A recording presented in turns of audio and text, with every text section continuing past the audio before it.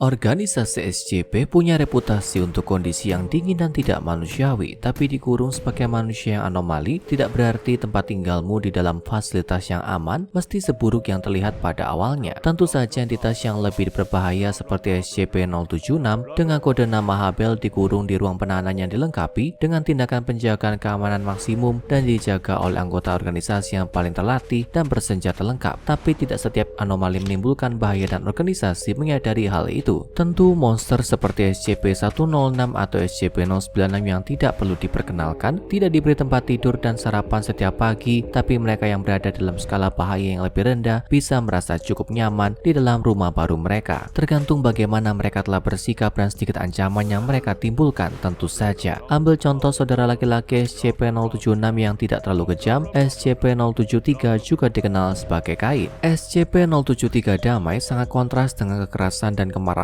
yang merusak dari SCP-076 dan sebagai hasilnya dia diperlakukan seperti hampir semua humanoid anomali ancaman rendah lainnya. Fasilitas, baju, bahkan mungkin waktu di ruang rekreasi organisasi jika berperilaku ekstra baik. Memang benar bahwa organisasi telah melakukan banyak hal untuk anomali yang ditahannya terutama dalam beberapa tahun terakhir. Lagi pula anomali yang ditahan oleh organisasi selain kelulusan tahanan seharusnya ditahan seumur hidup. Setidaknya yang dapat dilakukan organisasi dengan semua uang dan pendanaan mereka yang tampaknya tak terbatas dalam menunjukkan kepada mereka masa yang lebih muda saat mereka berada di sana. Terkadang humanoid anomali diintegrasikan ke dalam struktur komando organisasi seperti halnya dengan Dr. Cleve yang misterius, mantan agen koalisi Gap Global yang menjadi operator organisasi dengan kekuatan mengubah realitas dan kecenderungan untuk menetralkan anomali berbahaya, atau Dr. Jack Bright yang terus bekerja sebagai peneliti organisasi setelah kecelakaan dengan SCP-963 Jimat yang membuat kesadarannya abadi, atau Kain Patos Crow yang pernah menjadi ilmuwan organisasi biasa, sekarang menjadi anjing Golden Retriever yang diberkati dengan kecerdasan super berkat eksperimen yang salah atau benar tergantung pada siapa kamu bertanya. Memang benar organisasi pasti lebih menerima anomali daripada yang terlihat pada awalnya. Mari kita lihat keganjilan yang sangat menonjol yang ditahan oleh organisasi SCP-166. SCP-166 dapat dilihat sebagai contoh dasar tentang bagaimana organisasi memperlakukan anomali humanoid rata-rata yang tidak menimbulkan ancaman signifikan bagi organisasi atau masyarakat pada umumnya. SCP-166 ditahan di lokasi 19 yang terkenal di dalam ruang depan yang tertutup rapat yang dilengkapi dengan pembersih udara industri. Anggota yang ditugaskan ke ruang penahanan SCP-166 harus mengenakan pakaian biohazard yang dibuat khusus sebelum masuk dan memakainya setiap saat agar mereka tidak kalah pada efek anomali SCP-166. SCP-166 adalah seorang gadis remaja keturunan Eropa memiliki ciri-ciri tubuh tertentu yang ditemukan pada rusa. Dia memiliki tanduk kaki berkuku dan ekor pendek. Yang hilang hanyalah hidung merah, bukan? Tapi meskipun terlihat seperti salah satu pembantu berkaki 4 paling terpercaya sekelas, SCP-166 tidak ada hubungannya dengan hewan itu. Faktanya pemindaian DNA-nya tidak mengungkapkan sifat genetik yang tidak teratur. Untuk instrumen yang digunakan untuk merekam hal-hal seperti itu, dia benar-benar manusia biasa. Ciri-ciri rusa kutubnya, menurut beberapa ahli teori organisasi, adalah cerminan hubungannya dengan alam dan sisa masa lalunya. Tapi kita akan membahasnya. Selain bagiannya yang lembut, apa yang membuat SCP-166 begitu anomali? Ternyata SCP-166 punya kemampuan anomali yang sangat kuat. Objek buatan apapun yang berarti buatan manusia dalam radius 15 meter dari SCP-166 akan kembali ke keadaan tidak berfungsi. Misalnya mobil yang ditempatkan dalam jangkauan SCP-166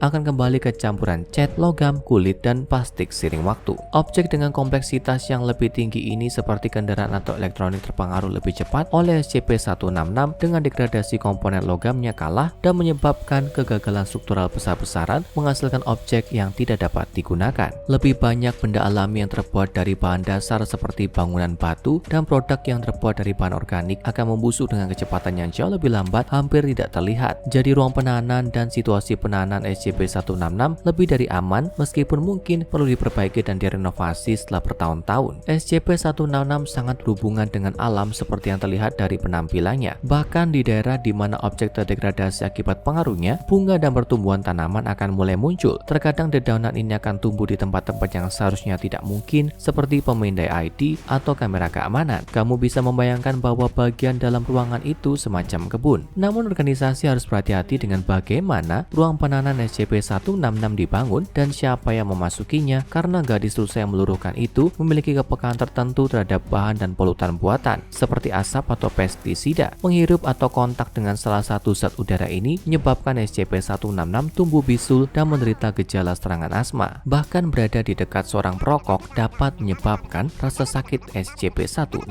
Dengan satu kejadian memicu serangan asma yang parah meskipun dokter organisasi yang bersangkutan tidak merokok selama lebih dari 3 minggu. Kalau kamu membutuhkan alasan lain untuk menjauh dari merokok, lakukan untuk SCP-166. Bukankah dia mengemaskan? Kamu tidak ingin memberinya serangan panik, bukan? Tidak hanya pengunjung SCP-166 yang dibatasi dan disaring terlebih dahulu, tapi pakaiannya terdiri dari kain organik agar tidak memicu efek degradasi. Semua makanannya harus disiapkan oleh koki organisasi yang terlatih dan diikuti sesuai dengan pedoman khusus dengan bahan tambahan anorganik sesedikit mungkin. Organisasi harus sedikit lebih berhati-hati dari biasanya dengan barang-barang yang diminta oleh SCP-166, tidak hanya karena kemampuannya yang tidak wajar untuk meluruhkan benda, tapi karena masa lalunya yang misterius dan hubungannya dengan biara kecil biarawati di Irlandia. Kami akan menjelaskan. Seperti kebanyakan anomali humanoid, organisasi telah mengizinkan SCP-166 untuk mengajukan permintaan untuk barang-barang pribadi yang mungkin dia temukan hilang dari penahanannya. Sekarang organisasi dapat menolak barang-barang ini karena berbagai alasan, tapi ada juga kemungkinan mereka tidak akan menolaknya. Sampai saat ini, SCP-166 telah meminta Alkitab Rosario Katolik dan berbagai buku dan majalah yang berisi konten keagamaan yang semuanya telah disetujui oleh Direktur Lokasi 19 Sophia Light. SCP-166 juga meminta akses ke seorang romo Katolik untuk pengakuan dosa, misa, dan sakramen lainnya. Permintaan ini awalnya ditolak tapi kemudian disetujui kembali setelah Romo Davis, seorang anggota gereja yang ditabiskan yang bekerja dengan organisasi, setuju untuk bertemu dengan SCP-166 pada jadwal 2 mingguan setiap hari Minggu. SCP-166 juga meminta telepon yang ingin dia gunakan untuk menghubungi biara Our Lady of Mercy, sebuah perkumpulan biarawati yang tertutup di County Galway, Irlandia. Permintaan ini sedikit lebih rumit untuk diproses, awalnya ditolak, kemudian dikabulkan, dan kemudian ditolak lagi setelah dipertimbangkan kembali oleh Direktur Light. Tapi kenapa SCP-166 menginginkan item ini? Apa hubungan gadis rusa itu dengan sekelompok biarawati di Irlandia? Jawabannya terletak pada penemuan SCP-166 oleh organisasi. SCP-166 ditemukan di biara Our Lady of Mercy di County Galway, Irlandia, di mana gadis itu telah tinggal sejak bayi. Penampilan dan kemampuannya yang aneh awalnya membuat dia menjadi subjek pengawasan oleh para suster yang tinggal di sana, tapi dia dirawat dan dibesarkan dengan iman Katolik. Ketika organisasi diberitahu tentang keberadaan SCP-166,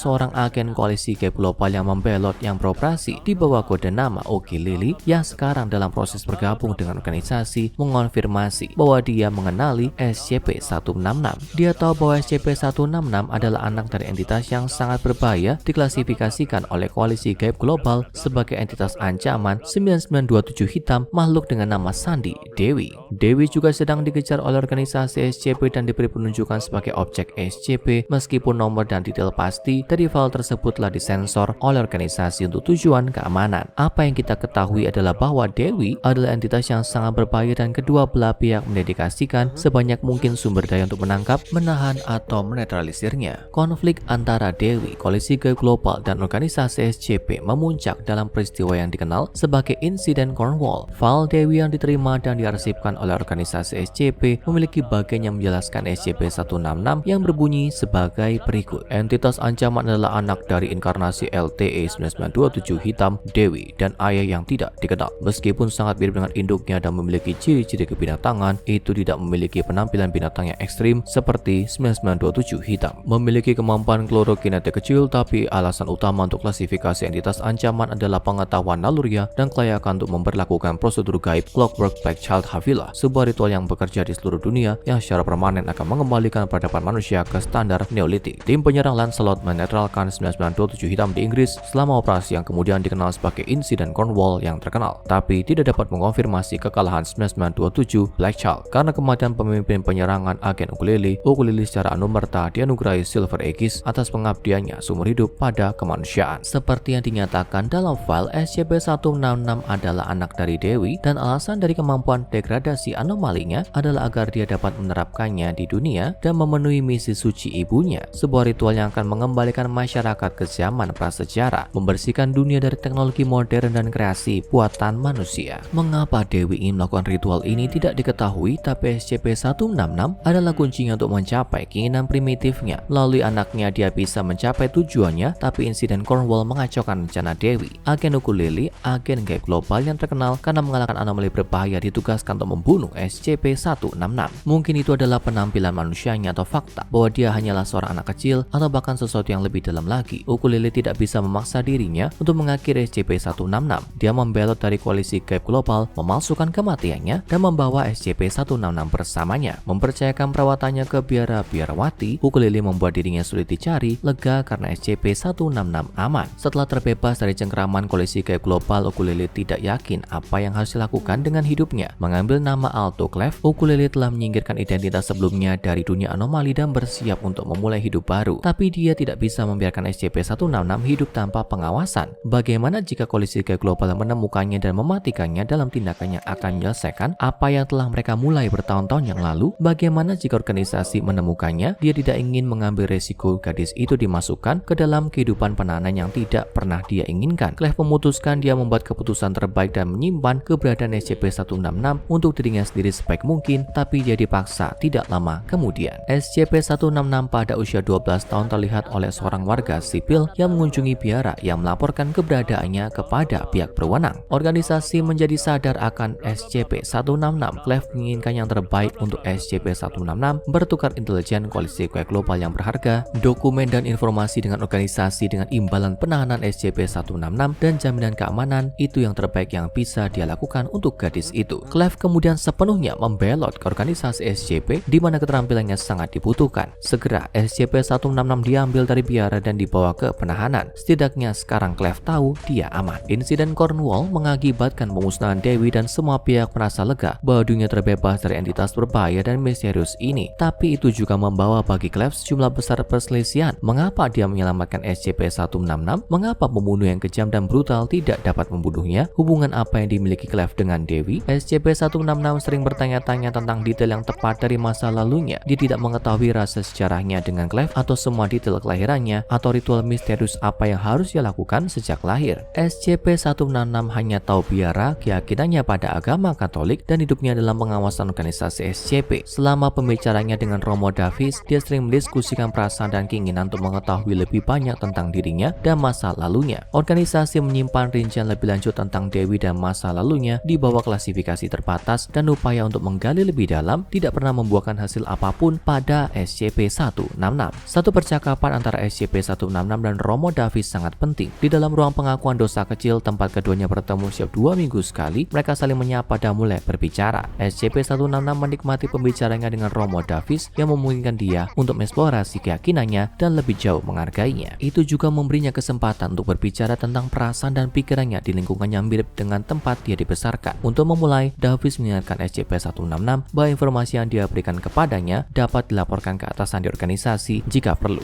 Dalam agama Katolik, pengakuan dosa adalah ruang rahasia, tapi bagi organisasi SCP, aturan gereja sering dilanggar. Seperti biasa, saya harus mengingatkan Anda bahwa karena lingkungan kita meterai, pengakuan tidak akan terjadi kecuali secara khusus diberikan. Meski begitu, detail percakapan kita dapat dibuka kembali jika dianggap penting. Paham? Kata Davis. SCP-166 mengerti dan menganggukkan kepalanya. Pertama, SCP-166 mengajukan pertanyaan tentang pengganti Paus Benedictus yang telah mengumumkan pengunduran dirinya pada saat wawancara. Romo Davis menjawab, iya, itu agak disayangkan, tapi itu masuk akal. Dia lumayan tua bahkan ketika dia pertama kali mengambil posisi itu. Sekarang dia bisa beristirahat, mengetahui dia melayani gereja dengan baik. SCP-166 ingin tahu apakah penggantinya telah diputuskan. Davis memberitahunya bahwa sementara ada spekulasi, itu belum diputuskan dengan pasti. Meskipun dia yakin gereja ingin maju dengan wajah baru yang segar untuk memperluas misinya, SCP-166 tampak senang dengan hal ini. Tapi Romo Davis merasakan ketidaknyamanan mendasar pada gadis itu. Dia tidak mengungkapkan perasaannya yang sebenarnya. Dia meyakinkannya bahwa pertanyaan apapun yang dia miliki, dia dapat menjawab dengan kemampuan terbaiknya dan tanpa penilaian apapun. SCP-166 memutuskan untuk akad bicara. Dia ingin tahu apakah Romo Davis memiliki hubungan yang baik dengan orang tuanya. Davis duduk sejenak dan berpikir dengan hati-hati tentang jawabannya, seperti yang dia lakukan dengan semua pertanyaan yang dapat menyebabkan respon emosional SCP-166. Tidak ada topik yang lebih sensitif untuk SCP-166 selain masalah warisannya. Davis memberitahunya bahwa dia mempertahankan hubungan baik dengan ibunya sebelum dia meninggal dan hubungan yang kurang baik dengan ayahnya. Davis bertanya tentang orang tua SCP-166, mengalihkan pembicaraan dari dirinya sendiri. Dia tidak yakin pada titik ini berapa banyak yang diberitahu atau diketahui SCP-166. Faktanya, organisasi bahkan tidak membiarkan Romo Davis mengetahui konteks lengkap dari asal-usul SCP-166. Saya tidak pernah benar-benar mengenal orang tua saya, kata SCP-166. Saya dibuang ketika saya masih bayi. Maksudku, kurasa mereka pasti sudah mengenal para suster jika mereka menempatkanku di sana. Tapi aku tidak ingat mereka. Hanya apa yang saya ingat, mereka sedikit menyebut ibu saya sebelum mereka menyadari bahwa mereka harus memperhatikan apa yang mereka katakan tentang saya. Saya pikir mereka mengatakan sesuatu tentang dia menjadi seorang dewi. Yang jelas tidak benar. Dia pasti semacam roh, tapi dia pasti sesuatu jika aku akhirnya terlihat seperti ini. Aku ingin menguping kepala biara. Dia berbicara dengan salah satu suster lainnya tentang bagaimana dia telah melakukan sesuatu yang salah, sesuatu tentang ritual yang dihentikan orang lain. Mereka bilang dia meninggal. Davis yang meresapi wahyu SCP-166 mengatakan kepada gadis itu bahwa dia turut bersedih atas itu. SCP-166 mengatakan bahwa sepertinya dia tidak mengenalnya, jadi dia tidak terlalu terganggu olehnya. Davis bertanya tentang ayahnya, tapi SCP-166 juga punya sedikit informasi tentang ayahnya. Dia mengatakan bahwa dia telah bertanya kepada kepala biara tentang dia beberapa kali, tapi dia tidak pernah menyebutkan ayah SCP-166. Dia bertanya-tanya jika ibunya Dewi begitu buruk, apa yang ayahnya perbuat yang membuatnya tak terkatakan. Pertanyaan SCP-166 akan terjawab suatu hari sebuah surat ditemukan di dalam area penahanannya. Itu berbunyi, "Aku pertama kali bertemu ibumu saat kita masih kecil. Dia memiliki kuku kaki dan cahaya bintang di matanya. Dia adalah kecantikan dan penjelmaan alam, dan aku membunuhnya dengan kedua tanganku sendiri. Eden bukan tempat, ini adalah keadaan. Mereka ingin membawa kita kembali ke sana, dan aku menghentikan mereka. Aku mengambil surga dari kita untuk kedua kalinya. Aku tidak pernah menyesali tindakanku pada hari itu, kecuali satu, bahwa ketika kamu pertama kali bertemu aku pada hari itu, kamu melihat ayahmu menembakkan peluru ke kepala ibumu. Aku tidak membuat alasan, hanya penjelasan. Kamu mungkin bahkan tidak mengingatnya, tapi aku memberitahumu sekarang dengan harapan kamu mengerti mengapa aku melakukan itu. Aku harap kamu memaafkanku. Aku mencintaimu. Aku harap aku bisa berbuat lebih banyak untukmu. Yang terbaik yang bisa aku lakukan adalah meninggalkanmu di tangan orang-orang yang baik dan penuh kasih, dan berharap mereka akan mengangkatmu menggantikanku. Dari apa yang kulihat, mereka melakukannya dengan baik. Maaf kamu tidak bisa tinggal bersama mereka. Maaf mereka membawamu ke tempat ini. Aku janji untuk melakukan yang terbaik untuk memastikan masa tinggalmu di sini menyenangkan. Aku berjanji akan membuatmu tetap aman. Selamat ulang tahun yang ke-16 dari ayahmu yang tersayang, Dr. Clef." Direktur lokasi 19 Sophia Light memberi Clef wawancara pendisiplinan karena melakukan kontak yang tidak disetujui dengan SCP-166 dan menulis surat emosional kepada gadis itu. Clef telah dilarang berbicara dengan SCP-166 dan atasannya bahkan skeptis untuk membiarkannya bekerja di tempat yang sama dengannya. Light menunjukkan simpati untuk dilema Clef. Selama 16 tahun SCP-166, putri Clef tidak dapat menjalani hidupnya secara normal karena siapa dirinya. Dia merasa ikut bertanggung jawab. Meskipun menjadi salah satu agen organisasi yang paling terpercaya dan kuat, mampu mengirim tim penyerang kemanapun di dunia dan mengetahui rahasia yang akan dibayar miliaran orang untuk diketahui, Clef tidak dapat berbicara dengan putrinya sendiri. Pada akhirnya Clef dikenai pelanggaran disiplin kecil, tapi harapan bahwa suatu hari dia dapat bersatu kembali dengan SCP-166 kesayangannya tetap ada. Sekarang tonton SCP-407 lagu penciptaan dan SCP-6000 ular, mus dan perpustakaan pengembara untuk SCP yang lebih terinspirasi dari alam.